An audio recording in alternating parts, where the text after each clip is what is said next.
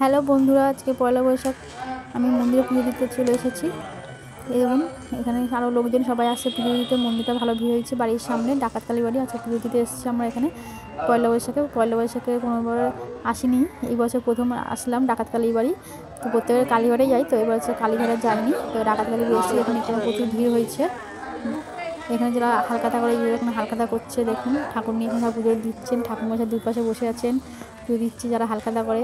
এই পাশে আছে হনুমান মন্দির, হনুমান ঠাকুর আছে এখানে, হনুমানজি আছে। তারপর এখানে আরও অনেক ঠাকুর আছে, ভেতরে দেখাচ্ছে আপনাদের সব একে একে ভিডিওর মাধ্যমে।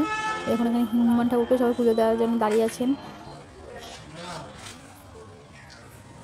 এই পাশে আছে বাবা আছেন, মহাদেবও আছে। মহাদেবকেও আমরা জল ঢালি যখন শিবরাত্রি হয় বা নিজের উপর শ্রাবণ মাসে ও আসি আমি জল ঢালতে এখানে।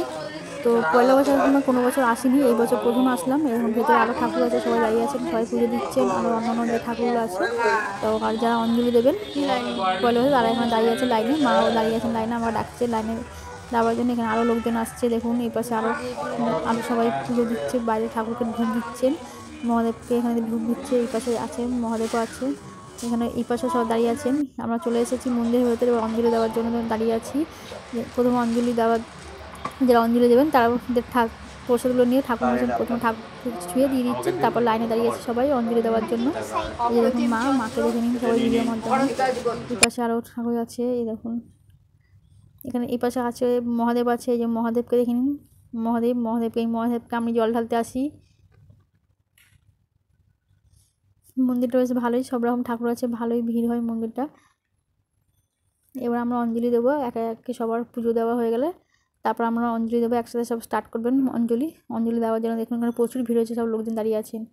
দেখুন সবারটা আগে দিয়ে দিচ্ছে, পুজো দিয়ে দিচ্ছে, তারপর অঞ্জলি দেবো সব একসাথে।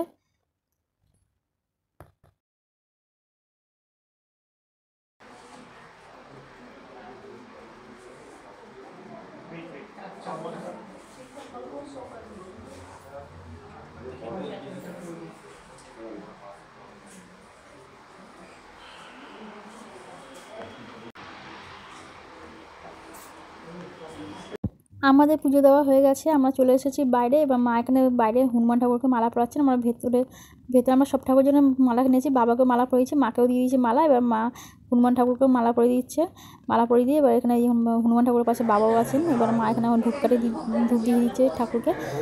দেখি ধূপটাকে বাইরে দিয়ে দেবে, বাইরে একটা ধূপ দেওয়ার জায়গা আছে, ওখানে ধূপটাকে দিয়ে দিতে হবে, এখানে দেওয়া যাবে না। আমাদের হয়ে গেছে পুজো, আমরা চলে এসেছি, বেরিয়ে যাচ্ছি। এখানে মার ফটো তুলে দিচ্ছি।